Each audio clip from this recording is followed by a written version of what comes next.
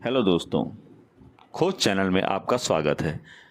खोज चैनल आज आपके लिए बहुत ही बढ़िया कहानी लेकर के आया है जिसका नाम है श्री सुदामा जी।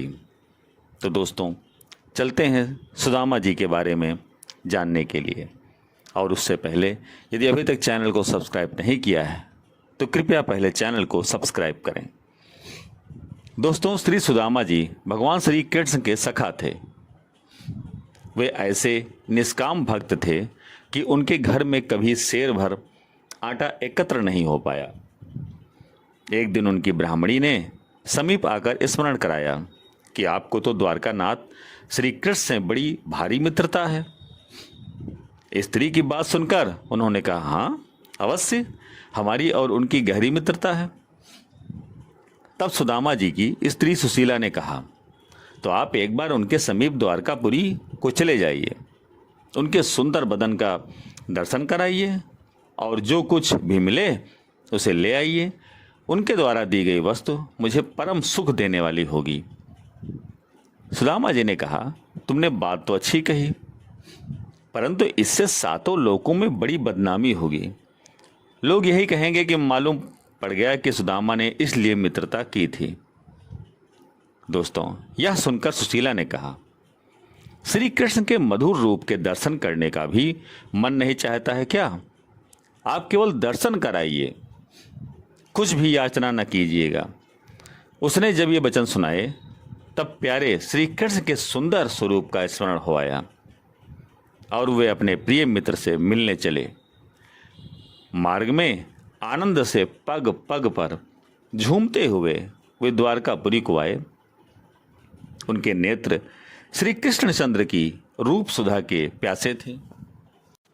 कोई राजपुरुष महलों में जाने से रोक न दे, इसलिए श्री सुदामा जी मन में डर रहे थे। किसी तरह मन को मजबूत करके सुदामा जी ने राजद्वार लांघकर राजभवन में प्रवेश किया। मानो प्रभु दर्शन की तीव्र अभिलाषा ने ही हाथ पकड़कर उन्हें प्रभु के निकट पहुंचा दिया। श्याम सुंदर श्री कृष्ण भगवान ने देखा कि परम प्रिय मित्र श्री सुदामा जी पधारे हैं।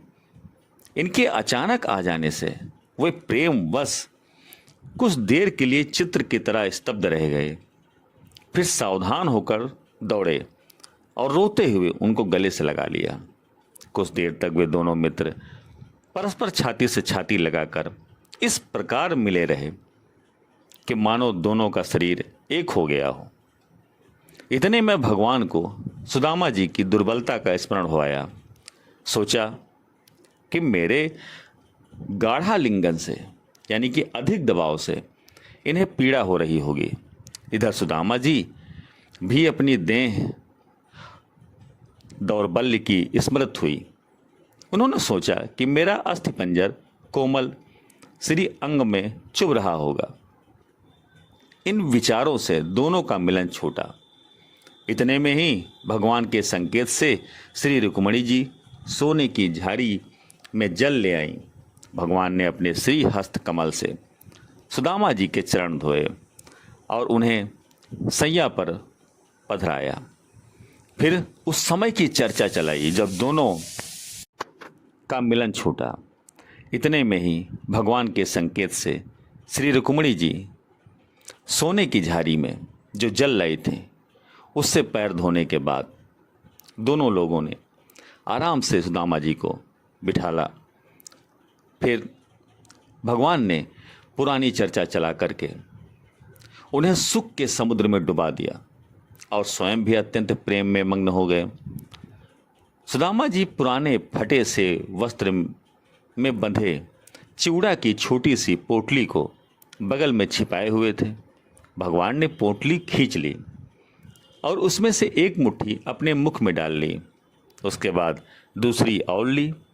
उस प्रेमोपहार का स्वाद पाकर आप अति प्रसन्न हो गए और तीसरी मुट्ठी लेना ही चाहते थे कि श्री रुक्मणी जी ने भगवान का हाथ पकड़ लिया और कहने लगे कि इसमें से थोड़ी थोड़ी हम सबको भी खाना चाहिए। तब शेष एक मुट्ठी चिवड़ा भगवान ने श्री रुक्मणी को दे दिया। प्रभु ने सुदामा की धर्म पत्नी के भावों को विचार कर अपार संपत्ति दे दी। पर सुदामा जी की इस तत्व का कुछ भी पता नहीं। वे 7 दिन तक रहकर मित्र के सत्कार को से संतुष्ट होकर विदा हुए। जब श्री सुदामा जी द्वारका से अपने ग्राम को आए तो उन्होंने देखा कि वह नया और अत्यंत सुंदर नगर हो गया है। उसकी रचना और उसका ऐश्वर्य द्वारका के समान है। उसे देखकर वे विचारने लगे कि मेरी झोपड़ी और ब्राह्मणी कहाँ गई? क्या यहाँ किसी राजा ने नगर बसा दिया है? इतने में ही श्री भगवत कृपा से प्राप्त ऐश्वर्य और पति दर्शन के आनंद से मग्न हुई सुदामा जी की स्त्री सैकड़ों सखी सहेलियों के साथ लेकर आई। उसने सादर अपने पति देव का स्वागत करके उनकी अनुनय विनय की। श्री कृष्ण कृपा से प्राप्त ऐश्वर्य का समाचार सुनाया।